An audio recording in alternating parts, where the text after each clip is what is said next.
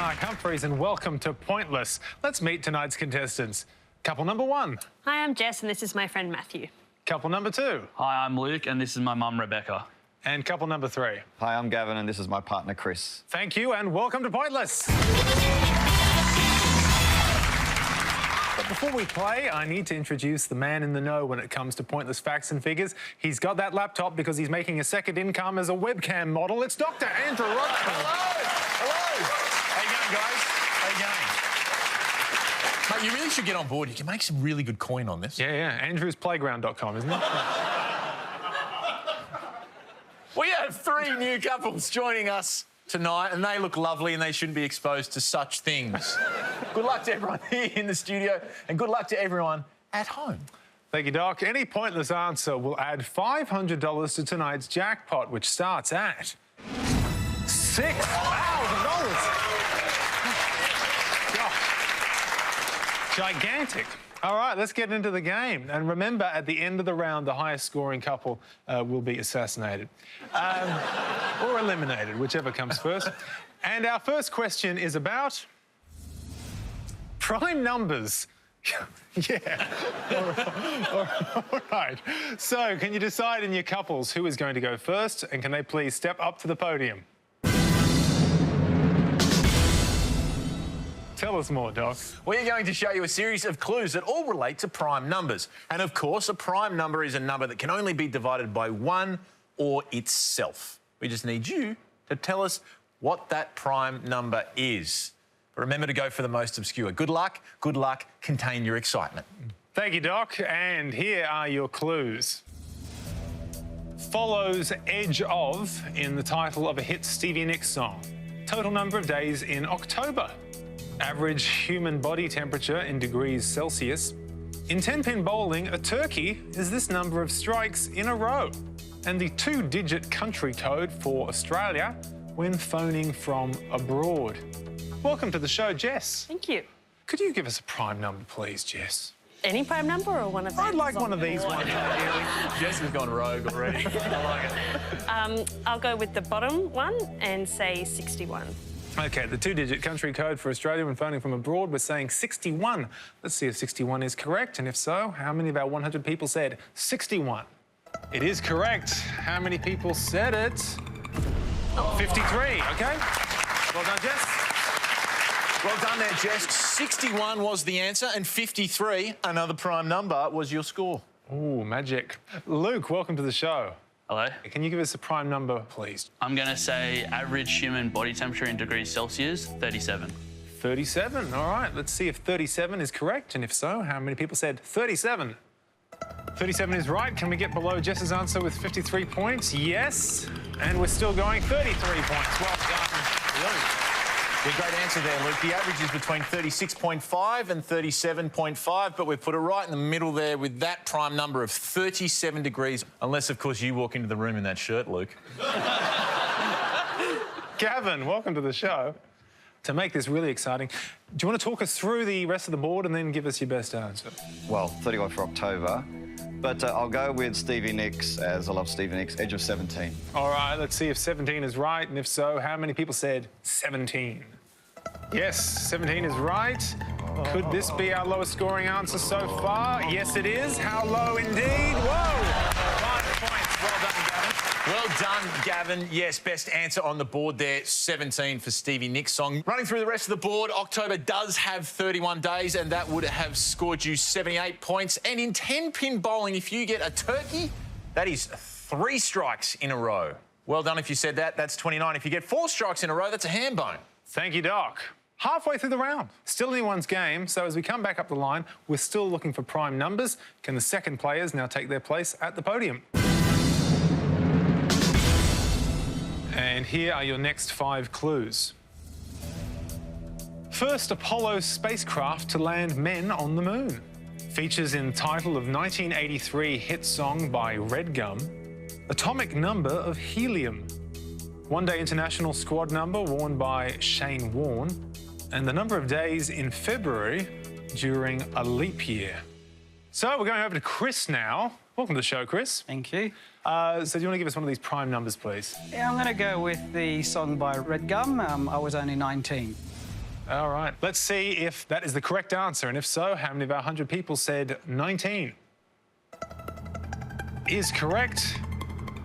But how many people identified that? It's getting down there. Oh, 16 points. Well done. Is that correct? Chris and Gavin scooping up those music answers there. Well played. Rebecca, welcome to the show. G'day. You loving this category? Well, he took my answer. I'm sorry. OK, well, is there another one on the board, though, that you could go for? I'm going to go with first Apollo spacecraft to land men on the moon, and I'm going to say 11. Let's see if 11 is right. And if so, how many of our 100 people said 11? You want to score 19 points or fewer here to be sure you're going through to the next round. How many points? Not quite. You might still be safe. It's all right. Yeah, July 21st, 1969, 6 hours after they landed Apollo 11, Neil Armstrong became the first man to walk on the moon. Or did he? All right, Matthew, welcome to the show. Firstly, can you talk us through the rest of the board, then give us your best answer? Yes, so the atomic number of helium is 2. Shane Warne's ODI squad number was 23, and there are 29 days in a leap year in February. Of those, I think I'm going to go with Shane Warne, that he wore number 23. So let's see if 23 is correct, and if so, how many people said it? 23 is right. We're racing towards that red line. Who is going to go through to the next round? Oh, he's done it! Well done, Matthew. That was exceptionally well done, Matthew. That was the only one that was going to get you through to the next round, because the atomic number of helium, yes, that is 2. It has 2 protons in its nucleus, but that would have scored you 13, not enough to get through to the next round. And the last one there, 29 days in February, would have scored you 72. So, at the end of the round, the losing couple with the high score of 66 points are Rebecca and Luke. But it's not all bad news. You are leaving us tonight, but we will see you next time when you get one more chance to play Pointless. And join us after the break when we play Head to Head.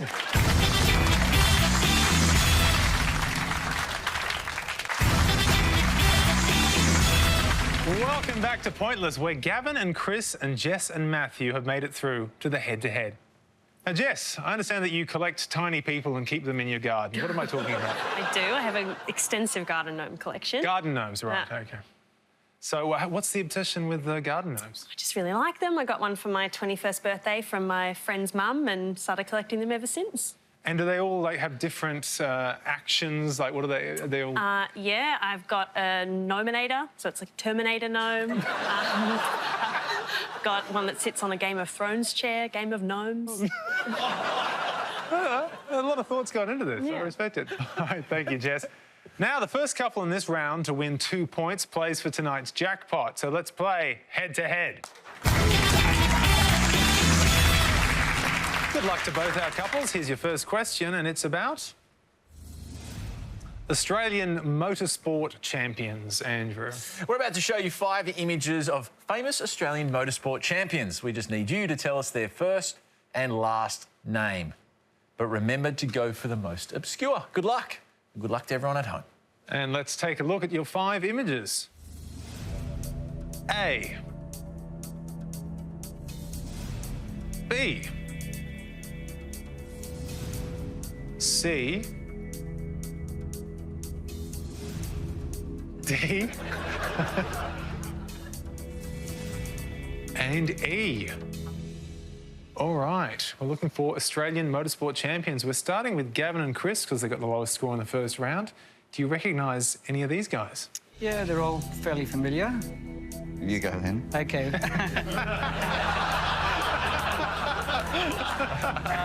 I'm going to go for B. Yep. Jack Brabham. Jack Brabham, all right, setting that aside for Gavin and Chris. Jess and Matthew, you want to talk us through the rest of the board? You can. And then give us an answer?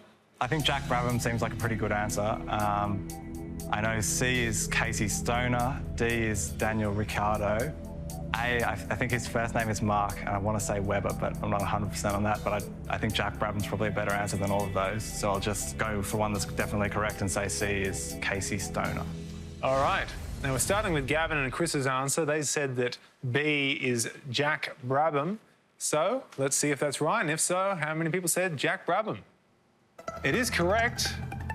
And how many of our 100 people identified him? 31. OK, good answer.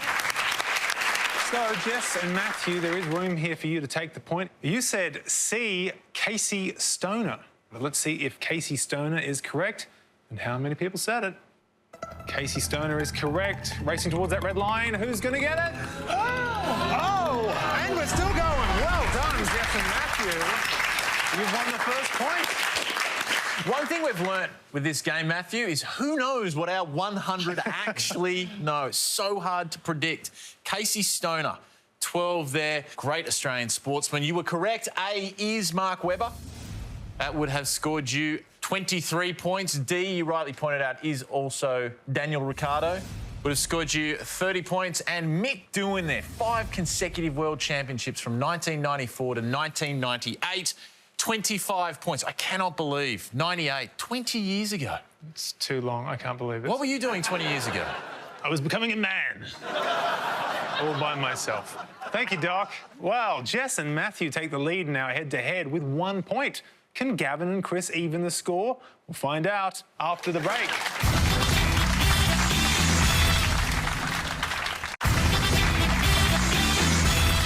Welcome back to Pointless, where Jess and Matthew have scored the first point in our head-to-head. Gavin and Chris need to take out the next point to stay in the competition.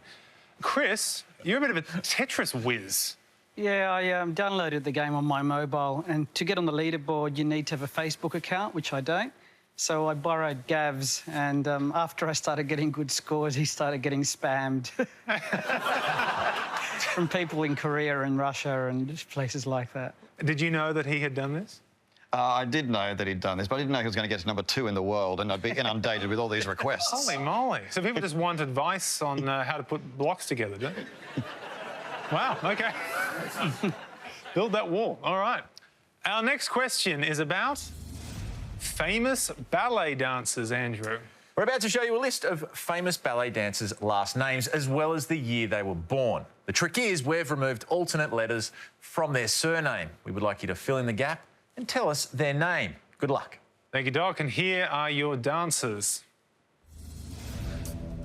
Anna P.V.O.A., born 1881. Louise L.G.T.O.T., 1902. Rudolph N.R.Y.V., 1938.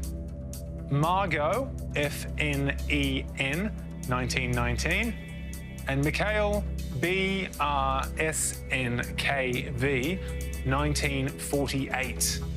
All right, we're starting this time with Jess and Matthew. How are you with ballet dancers? Know the bottom 2? I know the top one and the bottom one, but which one do we I think? reckon the second from the bottom is the best. Yeah, I think that's a good answer.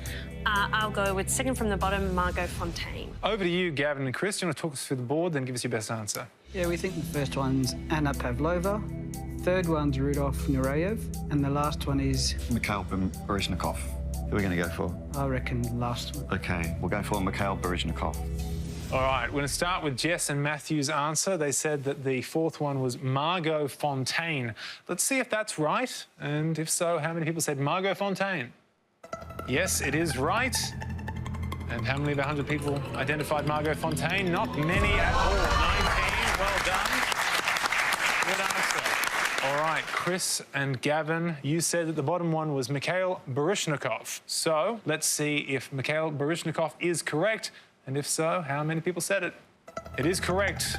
Can they get below the red line? Who's going to get the second point of this round? Oh, they've done it, and they've still got 1 point. Well done, Gavin and Chris. You won the point and tied the game. A great, tight head-to-head. Moving to the top, you guys rightly pointed out, Anna Pavlova. That would have scored you 22 points. Supposedly, the Pavlova was created in her honour when she was touring Australia and New Zealand. Thank you, Anna. Absolutely. Skipping over 2 for now.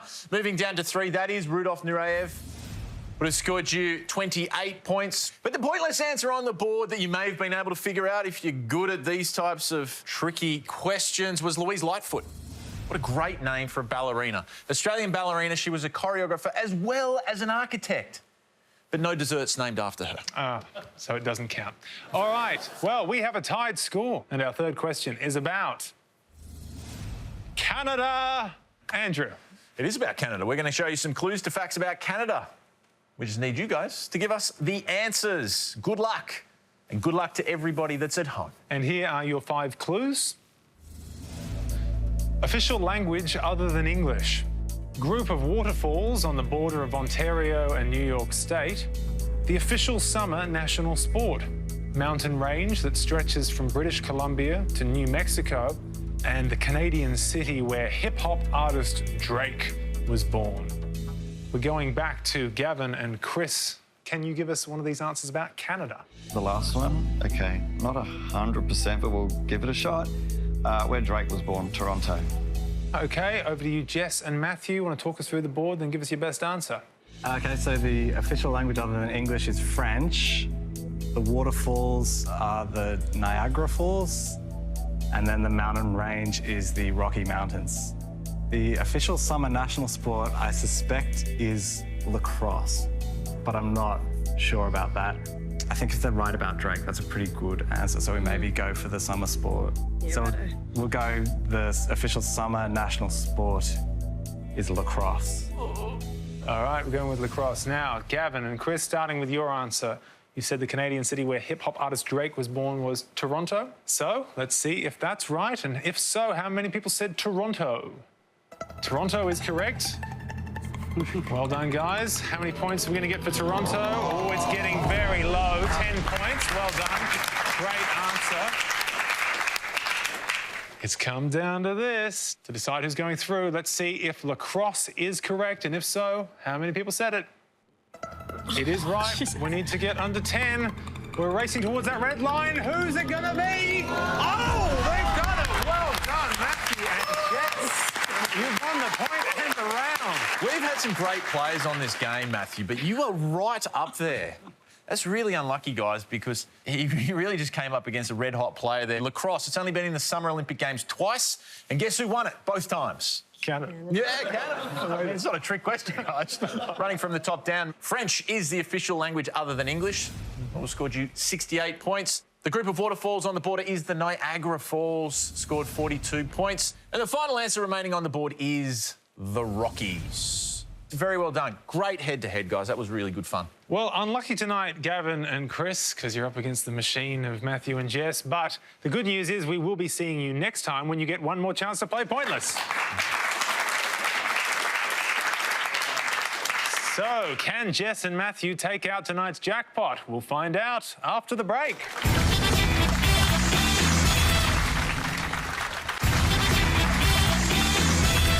Welcome back to Pointless, where we're in the final round, and friends, Jess and Matthew are the last couple standing, and they'll be leaving here with our highly coveted Pointless trophy.